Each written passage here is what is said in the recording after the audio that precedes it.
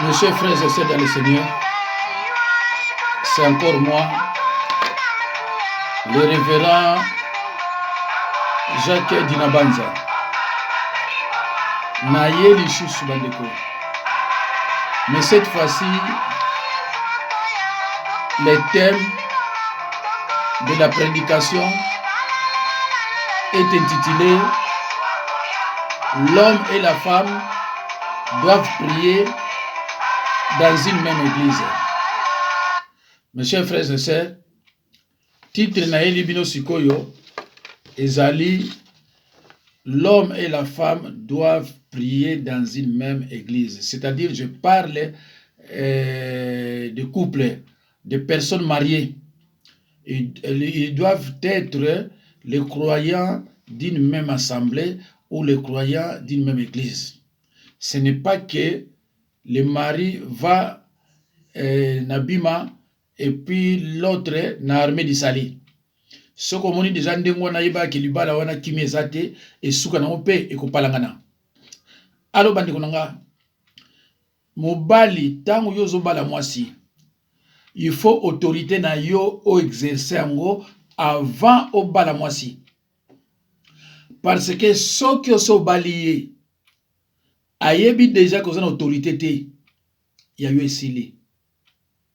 Parce que moi si tango alukaka libala na bati bo vivant minga na poto so bo lingana moi si luka aweli sa kolobana déjà balanga c'est ça na yebite so ba yebiango. Alors na si bo yebiango. Alors tango ye aye koluka libala pana yo soit tango yo oponi ye moi si na yo obala ye.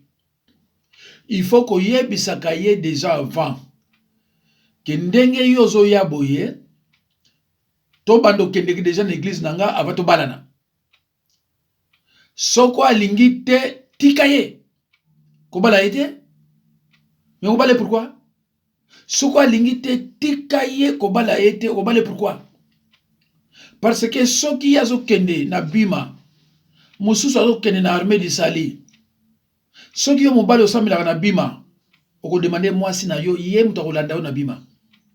Soko samela kana armée d'Isali, oko demander moi si na yo alanda yo na armée d'Isali. Parce que soko so baliye et que ya samela na église mususu, oko kaye le susute. Soko so libale c'est salami. Parce que moi ça lukaka libala po azwape azape na boye pa bakamara na ye. Et wana na no baliete wana yo na position de force. Ya na position de faiblesse. Soko so baliye ya samela pa mususu. Yo pa imususu oza suna force te yemta kuna force parce que wana ko bana ope bototika na biso obane ko bondela kai c'est rien ma mère mbali obimite kona te alo bande ko tokotala ba bible parce que nga nazala toujours na référence na nga bible nazaka ne lo mususu te tokotala bible zo bana biso nini mabala nyonso na yebi mwasi assemble pa mususu mobali assemble pa mususu libala wana kindoki eza kati et suka na suka balobela kindoki ou alors suka na suka bakabonaka mais soki déjà mwasi obali azo assemble pa mususu assemble toujours pas mususu mobali mutalandaka parce que ça faible c'est tout comme moi si na mobali so assemble la place moko soki mwasi akimi omona mobali olanda ye mais soki mobali akimi omona mwasi olanda ye te. Tu vois la faiblesse de l'homme. Na musala na nzambe na yebini na zoloba. Alo bande ko ngai to bofongo la Bible. To kinena na Genèse 2 24. Genèse chapitre 2 verset 24. Yango. Genèse chapitre 2 verset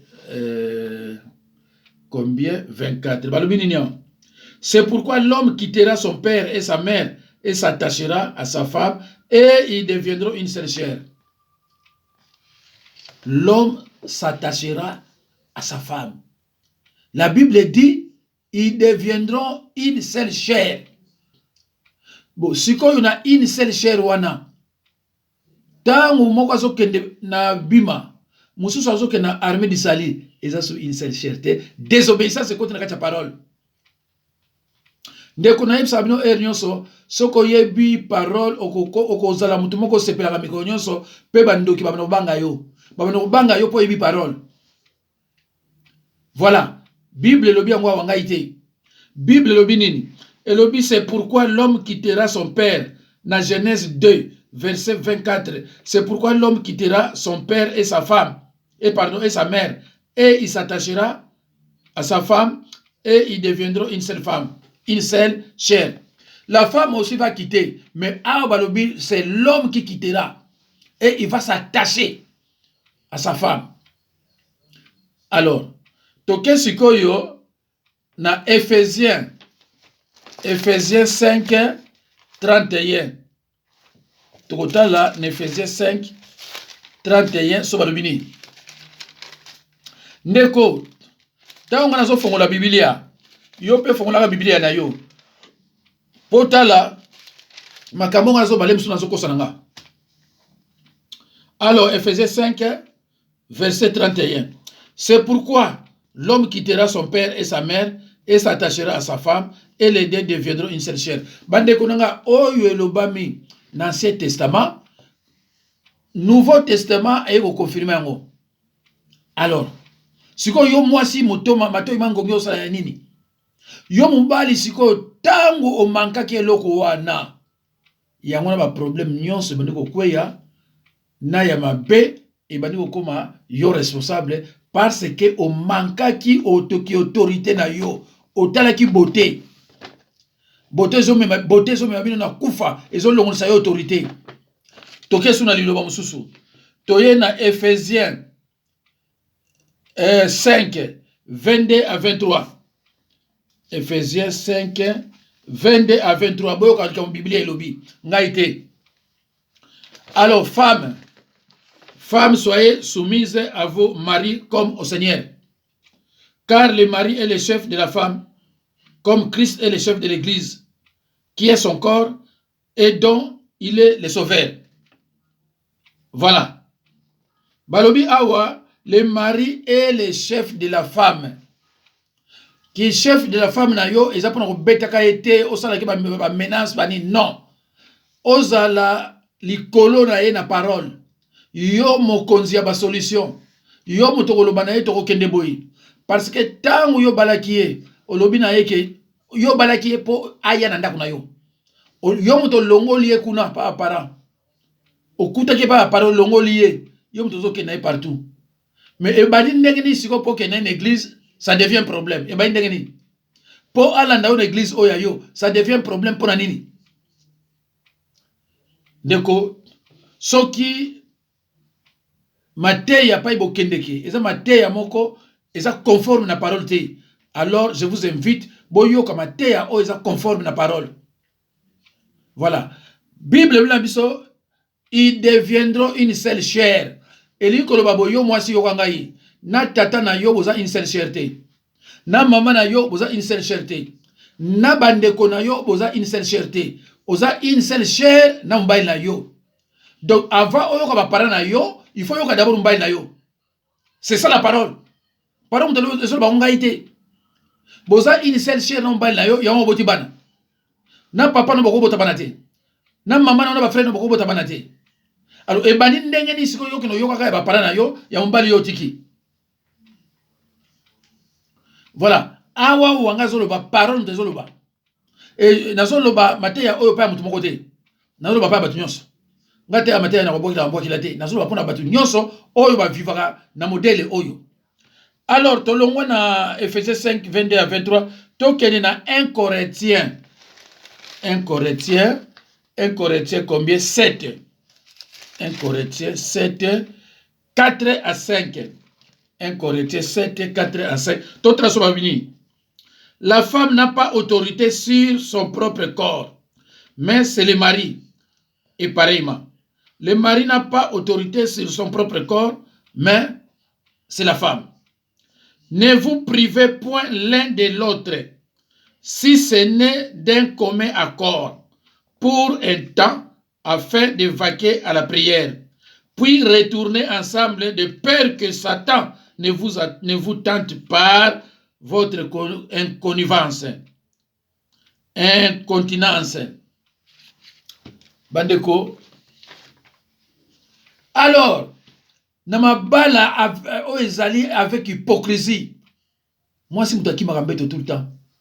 Akene kolala pa bana. Tala éducation ça kopesa. Tala éducation kopesa pa bana. Bana so ba komina plus de 5 à 6 ans. So ba kolu barete na makambo ba mona na ba 5 à 6 ans.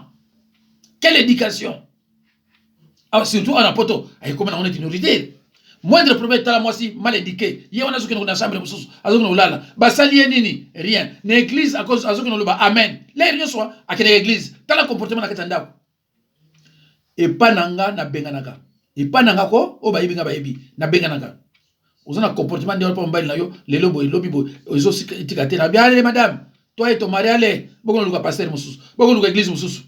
Nga et pas nanga batu pour pas changer. Soki yo autorité au sala pa mbali na yo. Olinga ko sala pa nanga yi. Ah mais okende.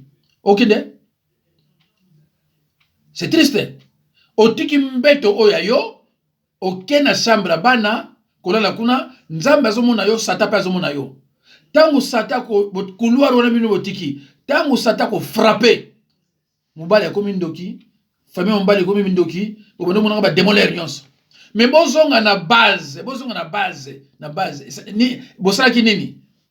Yo mwasi ozoboya kona na mobali nani? Pa mwasi mobali no assemble, yo za nani? Yo oza nani? Oza nani yo? Oza nani? Ozui bana, ozokima na bon pa mususu, mobali pa mususu. Qu'est-ce que cela signifie? Après mobali mto andoki, c'est ça? Oui, c'est ça. Après mobali mto andoki. Alors, tokei na 1 Corinthiens 7, 28. Bande konanga, osimba la Bible. Na kanisi ke bino nyonso ba osepela mate ya oyo. Soko osepela te poza na banzela mususu, c'est regrettable. Alors, 28. 28, 1 Corinthiens 7, 28. Boyo kane balubi. Si tu t'es marié, tu n'as point péché. Balubi, si tu t'es marié, tu n'as point péché. Et si la Vierge s'est mariée, elle n'a point péché. Mais ces personnes auront des tribulations dans la chair. Balobi na bino boye. Bino mutuboko bala. Messieurs, madame, vous aurez des tribulations. Vous avez toujours des problèmes dans la Bible les a prévenir bino. Alors pour tribulation, on a beau éviter un mouké. Il faut qu'on soit attaché. Koyoka mubali. Ceux qui mubali azo tenga mayo mama au Kenya église. Zoa Bible. Ako résister? Ako résister? Nanda kwa libala moi si mutachaka kimia eza mubali te. Moi si soka lobby nanda kunanga kimia kozala kimia kozala. Moi si soka lobby kimia kozala te kimia kozala te. Parce que mubali azala kana besoin tendresse, mubali azala compliqué te. Mubali azala moi ngaza mubali. Mubali azala compliqué te. Mubali azala besoin de tendresse Cécile. Moi si mutu la femme réfléchit 10 fois plus que l'homme. Toute la journée va musani ko réfléchir, makama mabe. Il y a un problème ça tout dans la balle. Ma problème ça tout dans la balle. Nga on a zo sabino tobotama 7. Je suis le seul garçon. Le seul fils c'est ngai. Alors donc nayebi basi à partir de libota nanga. Nayebi motema ya mwasi à partir de libota nanga pa ngana botami. Nayebi mwasi. Donc tant on a zo ba bino ko kasate ko na zo ba bino lingi basi non, ngai moko na uti 7 na 7 wana 6 nyonso basi na basi. Nga moko mona mbali. Nayebi ba bien. Nayebi motema mwasi. On a zolo babo contester ngote et pas ibozele bozoka bozoka na la vérité.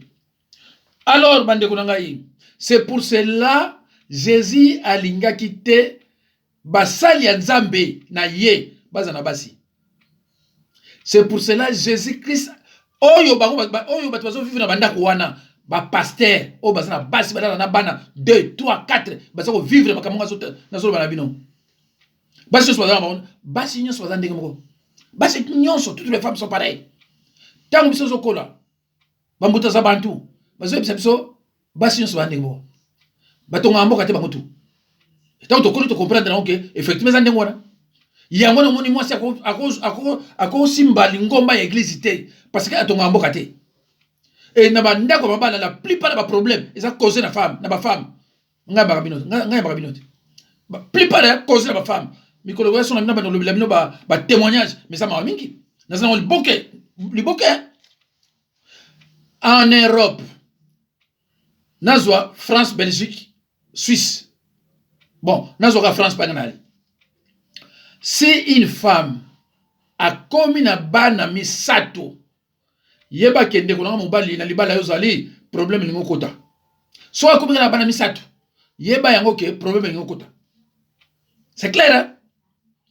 Nalobi toutes les femmes té. Mais 90% de femmes. Ceux qui abotent à moi na misato, na kati ya ndako problème lingo kota. Na basi bozo ba ni na lingo loba. Problème lingo kota. Amour avec hypocrisie.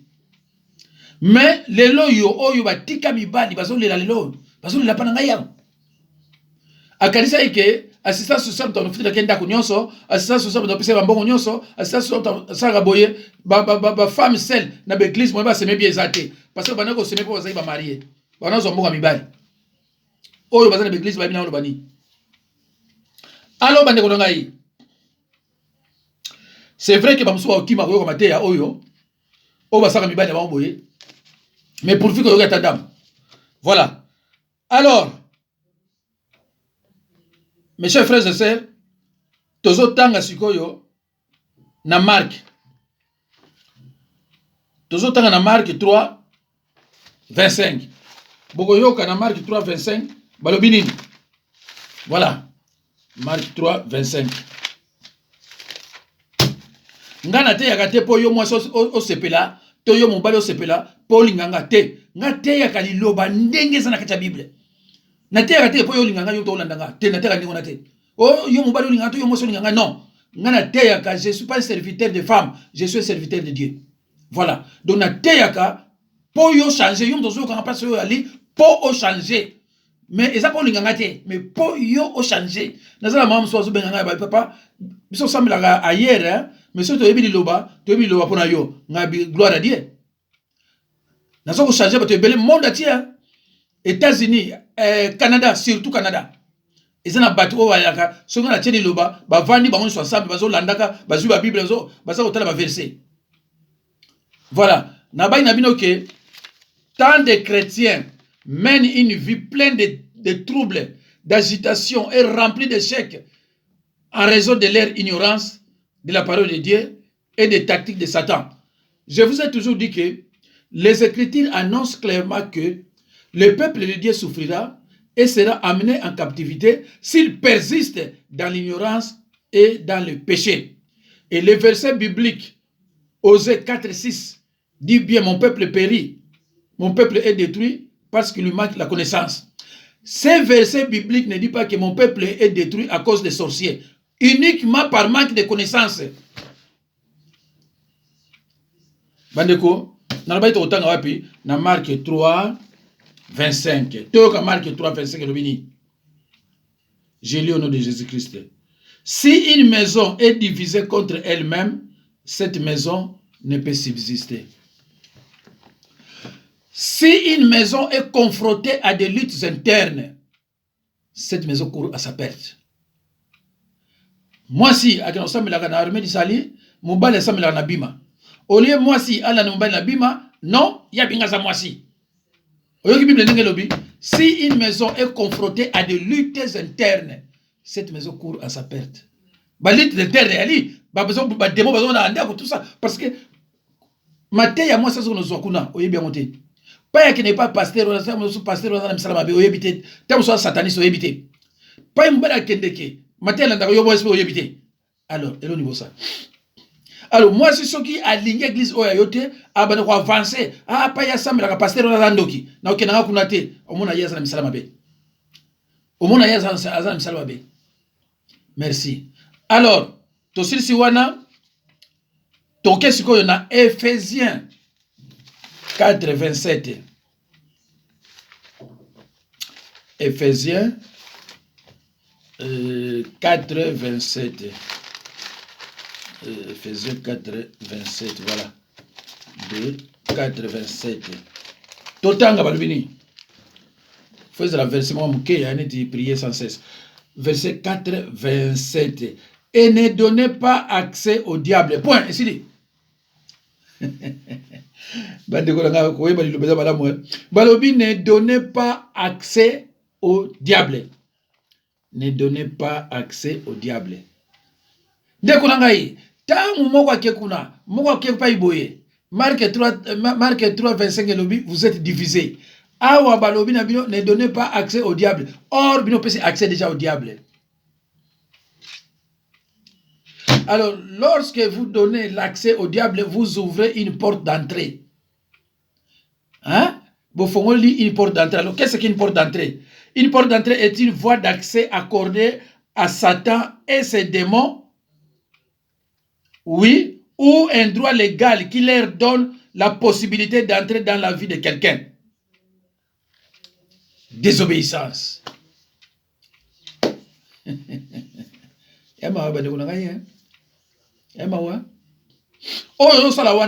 Bible le yo au fond porte d'entrée. Ce qu'on a porte d'entrée wana po yo lingo yo la na yote Bible zo ba yo le mari c'est le chef de la femme. Yo le bi jamais toi na poto ngana salaka nga ipe pas salaka. Ndeko, ce sont des enfants oyo maintenant ce sont des enfants qui empathisent, qui vont subir tout, ce sont des enfants. Les iniquités des parents affecteront les enfants de la 3e jusqu'à la 4e. Bana baza ya mike oliko yo la papate. Bana bazo comprendre que yo zo la papate. Ngana famille nanga. Baibanga.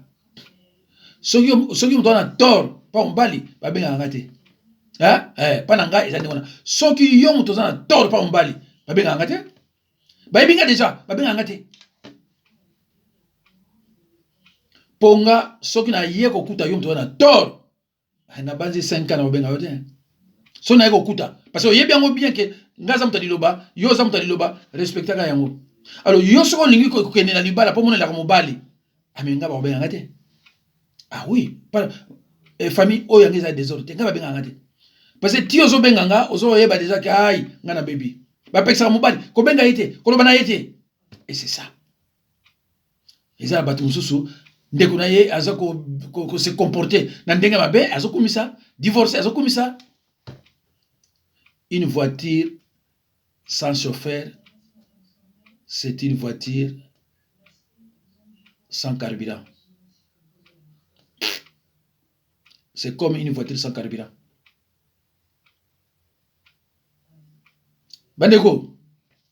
Alors, na banzi bandeko, vous comprenez? Tu as presque na souka. Alors, tu as Romain. Romains 12, 9.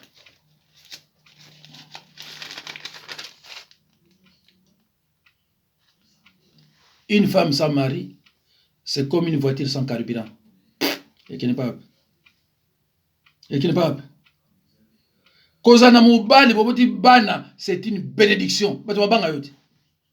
Ta ba se belé aba na ba mo na bana mike, parce que kene na ba bana mike. Pour nini? Mais parce que vous en respectez. Vous en respectez? Non, on respecte. On respecte on. Alors, toke na lobby toke na nini? Na Romains 12, 9.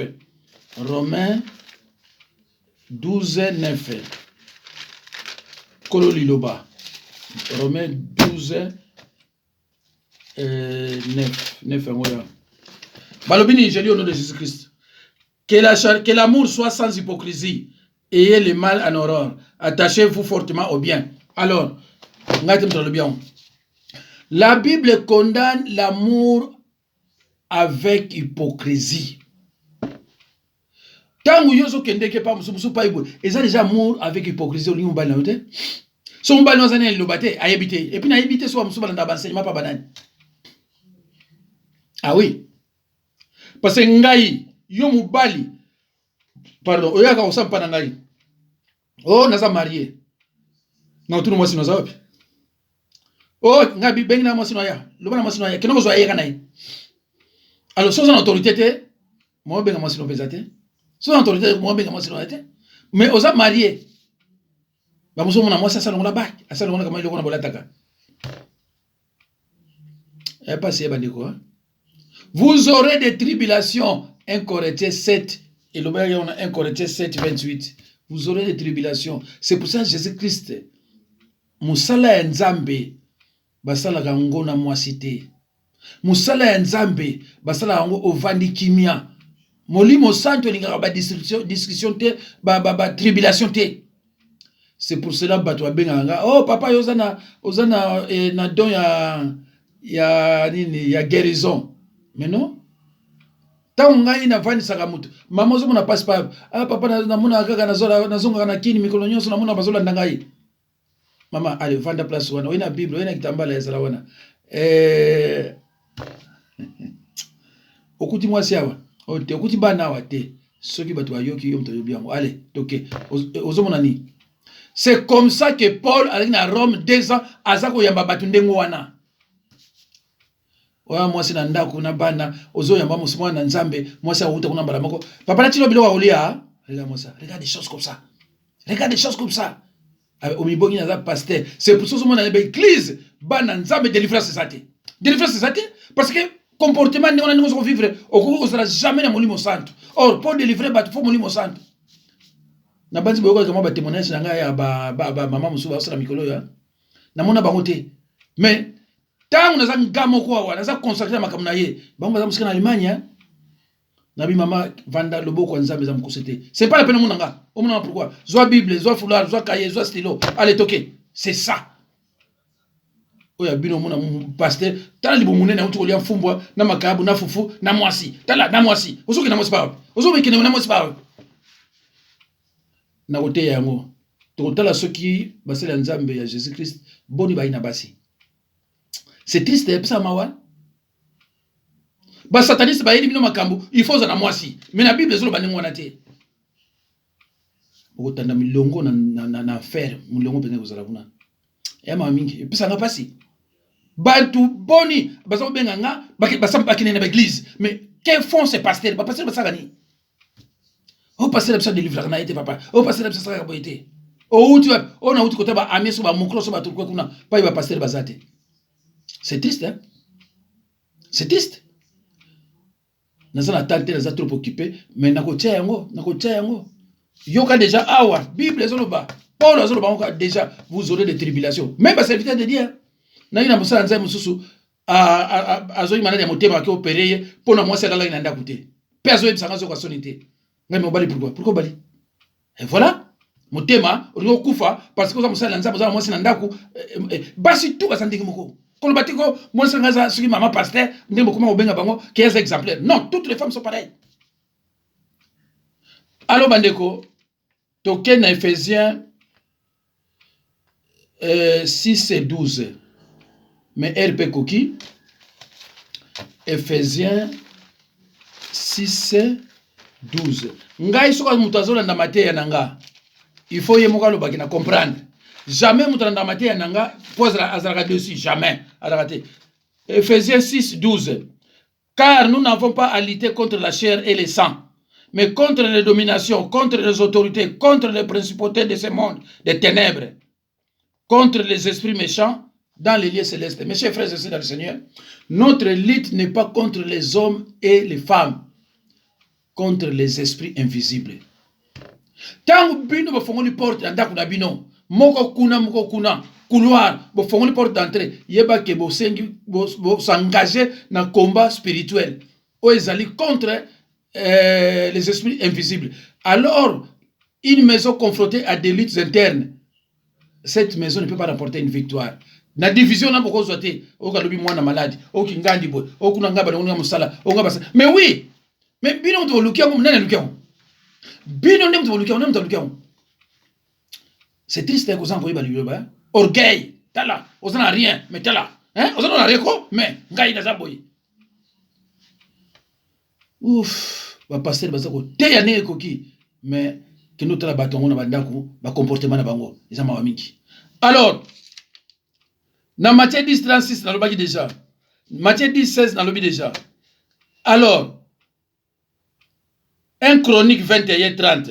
1 Chronique 21 30. Je lis au nom de Jésus-Christ. Israël fut frappé par la colère de Dieu à cause de la désobéissance. 1 Chronique 21:30. À cause de la désobéissance, l'Israël fut frappé par la colère de Dieu. Alors, yo a la désobéissance à Nzambe, Nzambe pas ko frapper, ozaka satate, Nzambe pas ko frapper autre. Pose la désobéissance à la parole là. Balobi na yo que l'homme c'est le chef de la femme yo boy. Olobi na sa poto. Et tant qu'on a poto on solo ba mona lem sum bali wa pe mutabeng sekyo. Mais ce que yo komi to sa na poto. C'est triste hein. Alors mes chers frères et sœurs,